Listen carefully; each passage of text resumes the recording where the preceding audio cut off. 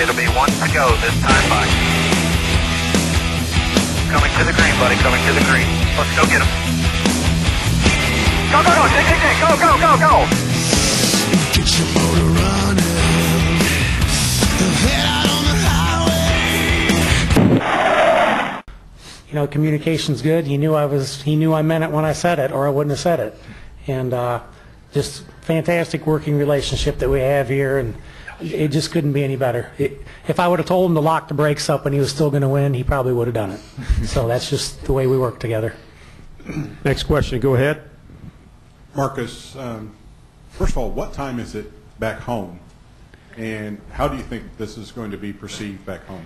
Well, it's 14 hours in front, and Tasmania doesn't get the telecast for this race because it's an ABC event. So I guess the phone's going to be running pretty hot for the next 15 hours because I'm going to have to explain the race to about 25,000 people down there. but you know, my dad caught the race. He was in the capital city where they get the telecast, and you know, it's 14 hours in front, so it's Sunday morning his time. So he's probably feeling pretty good on a Sunday morning right now. You know, it's just so many people have an interest in what I'm doing over here in America. A lot of Australian fans. Every time I go home or catch up on emails or whatever, they're all asking me why can't I win. So at least now I can say I have won and stop. You know, just shut up.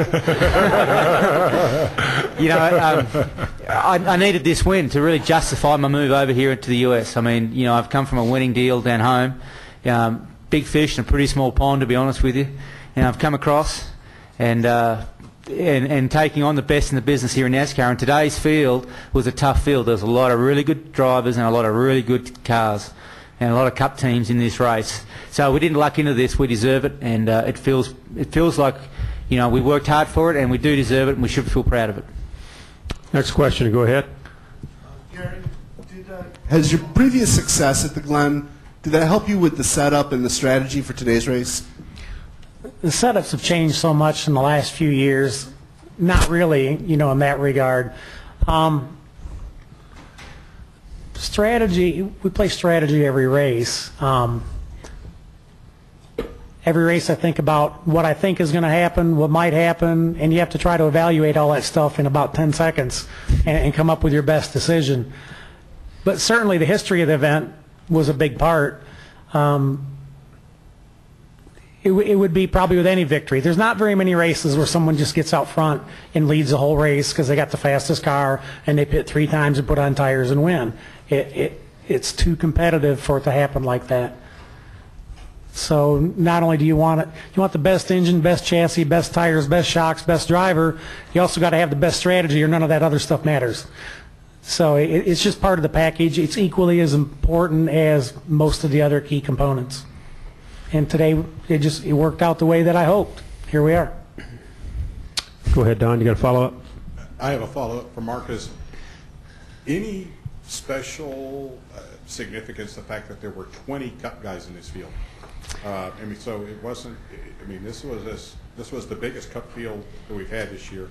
Then my other question is for Tad and Jodi about the last 14 years. And was there ever a time that you said, you know, maybe we shouldn't be doing this? Maybe this is just too hard. Did you ever think about not doing this?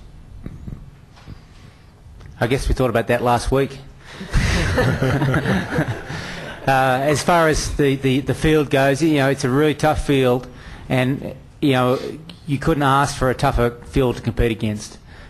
We've got the best open wheel drivers competing here. We've got the best sports car guys competing, and the best Cup guys. So yeah, it's a tough field, and you know, every lap we had to push hard because it's a strong field, and it does feel sweeter when you race against those guys you beat them. It really does. Bob? Oh, I'm sorry. Tad, go ahead. You know, for me, Jodi and I started this company the year after we got married. She's been shoulder to shoulder and a great partner. We don't have kids, so the people in the back of the room, the people who are in that victory lane, the people back at the shop, Marcos and his kids, I mean, they're our family. So I think what keeps us, even in tough times, persevering is, you know, that family that we have there at the shop that depends on us to build a business, and you know, that makes it all the more special. Love you, Chad.